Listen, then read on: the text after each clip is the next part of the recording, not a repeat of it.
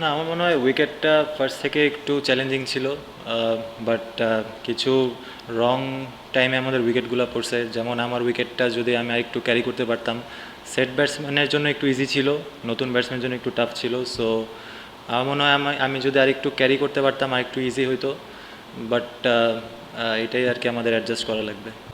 পাকিস্তান উইকেটে তো আপনারা দেখছেন ট্রু উইকেট ছিল, এখানেও উইকেট ভালো ছিল, এমন তো না একদম খারাপ ছিল, বাট আমার মনে হয় কিছু আমরা যদি অ্যাডাপ্টটা একটু ভালো মতো করতে পারতাম। একটু চ্যালেঞ্জিং ছিল, বাট আমার মনে হয় এটা এক্সকিউজ দেওয়ার কিছু নেই, যেহেতু আমরা আমাদের দেশকে রিপ্রেজেন্ট করতেছি ন্যাশনাল টিমে। সো এখানে আমাদের সেই স্কিল সেট অবশ্যই আছে, বাট আনফর্চুনেটলি আজকে আমরা ভালো করতে পারিনি। এখন না, উইকেট তো একটা ছিল, ঠিক আছে, একটা আইডিয়া ছিল যে কীরকম হতে পারে, বাট আজকে কিছুটা একটু বেশি আনইভেন হয়েছে। বাট আমার মনে হয় ওই এক্সকিউজ দিয়ে আসলে বাঁচার কোনো উপায় নেই। আমরা ম্যাচে ছিলাম অনেক, 25, 22, 23 ওভার পর্যন্ত আমরা ম্যাচে ছিলাম। আমার মনে হয় রং টাইমে কিছু উইকেট পড়াতে আমার মনে হয় আমরা ওখান থেকে পিছিয়ে গেছি। জাস্ট তো ক্লিয়ার ছিল, এখন এক্সিকিউশনটা প্রপারলি হয় নাই। ওখানে যে কি চিন্তা করছে ব্যাটসম্যান, এটা ব্যাটসম্যানরাই বলতে পারবে, বাট আমার মনে হয় প্ল্যান ঠিকই ছিল যে হৃদয়কে খেলানোর, বাট আনফর্চুনেটলি হয়তো বা ওখানে এক্সিকিউট করতে পারে নাই। অবশ্যই ইমপ্রুভ করার জায়গা আছে, বাট উইকেট একটু চ্যালেঞ্জিং ছিল। আমরা যদি আর একটু ইমপ্রুভ করতে পারি সেই জিনিসটা যেটা আপনি বললেন, অবশ্যই আমাদের টিমের জন্য ভালো মনে হয়। আহ, আহ, আফিফ আর হৃদয় যখন ব্যাটিং করতেছিল তখন এরপরে ব্যাটসম্যান যদি চিন্তা করে ওই হিসাবে হয়তো বা ওরা কিছুটা টাইম নিয়েছিল, প্রপার রিকগনাইজেশন ব্যাটসম্যান। সো আমার মনে হয় they played well until Afif was out. So ও যদি আর একটু ক্যারি করতে পারতো আমার মনে হয় ঠিক হয়ে যেত। হ্যাঁ, অবশ্যই এখন এটা তো ভিজিবল, বাট আমার মনে হয় উইকেটগুলো পড়াতেও অনেক ইম্প্যাক্ট পড়ছে। হৃদয় ছিল, যদি আমরা ব্যাটসম্যানরা যদি আর একটু ওকে সাপোর্ট দিতে পারতাম তাহলে হয়তো বা ইজি হতো। হেল্প করতেছে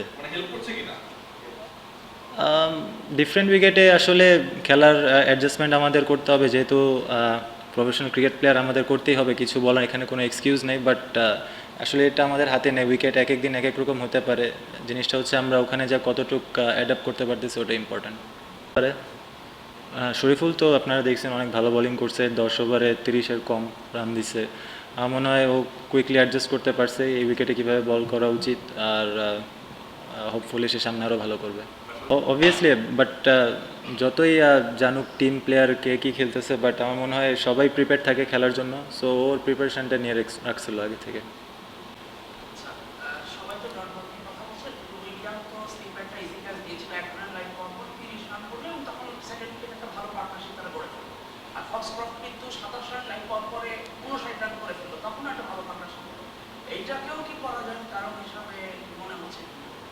অবভিয়াসলি হইতেই পারে, ক্যাচ মিস যেহেতু হয়েছে ওখান থেকে কিছু রান অ্যাড হয়েছে, যদি ক্যাচগুলো হয়তো এক্সিকিউশন যদি প্রপারলি হতো আরও রান কম হতো। So part of game. আর যেহেতু ক্যাচ মিস হয়েছে এটা একটা মিস্টেক।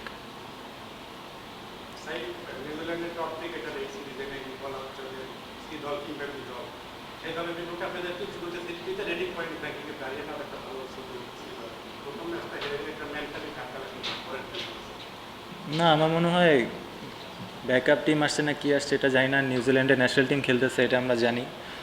প্লেয়ার্স ওরা অবভিয়াসলি অনেক স্কিলফুল প্লেয়ার, বাট এগুলা আসলে ইনশাল্লাহ আমরা সামনে ম্যাচ আরও বেটারভাবে চলে আসবো।